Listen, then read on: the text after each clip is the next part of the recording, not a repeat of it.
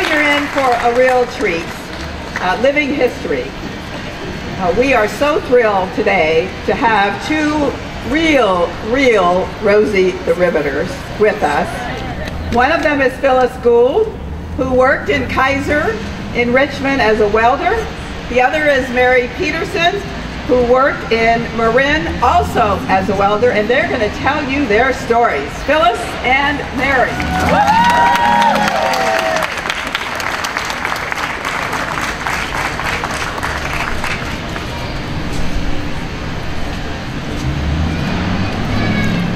Hello everyone.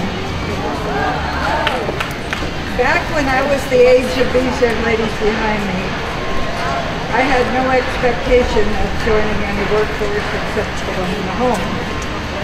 And I married at 17 and moved to California not long after that. My husband was 19.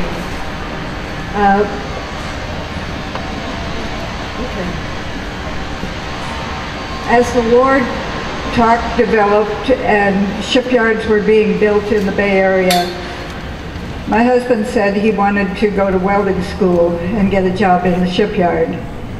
And for some unknown reason, I said, me too, although I didn't even know what a welder was. He was totally opposed to it, so he went ahead with his choice and I stayed home with our small child. And I kept thinking about it, and finally I just did it on my own. I went and applied at the unemployment office, was given my Social Security card, and 2 weeks of welding school at Richmond High School. When I finished that, they said, go into Oakland to the hiring hall and get your job, which I did, except there was a big barrier there in that we had to belong to the Boilermakers Union and they didn't accept women or blacks. So I went home and then I repeated that again and again.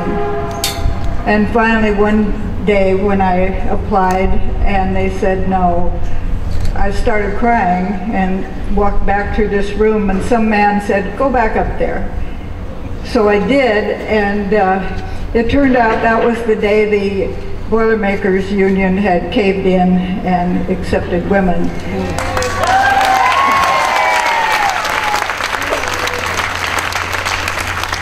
So I was one of the first half dozen women that Kaiser hired, plus a chaperone, because they had no idea what the men would do when we showed up.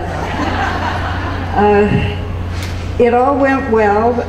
I'm sure the men were kind of smirking behind our backs, but in front of us they were all gentlemen. And the chaperone didn't last too long, and then more women were hired. As I was assigned to a crew of all men, the lead man at the start of the day would point out what was to be welded and who was to do it. And of course I was just left with the leavings, and that wasn't acceptable.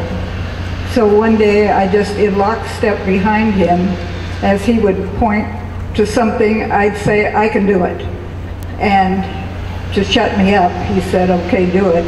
And I later became a Navy certified welder.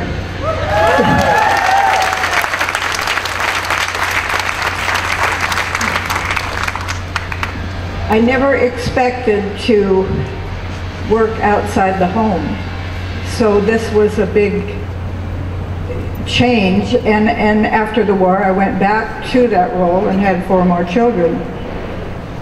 I never knew that the women were not getting equal pay, because in the shipyards we did, and as my husband was a step ahead of me, as I progressed along to journeyman, I was earning the same pay he was and doing the same work he was doing. And because of the time and the mindset of most men at that time, he couldn't handle that. He was a proud man, and he couldn't handle that his wife was working and earning equal to him. so he left. He actually went to Hawaii and worked on repair of the ships that had been bombed. But it did destroy our marriage. And over the years, I worked at various jobs, but nothing serious. And then the Rosie the Riveter Park happened, and a request was made for women to come forward that had worked in defense during the war, and thousands showed up. And it was hard to remember back many years.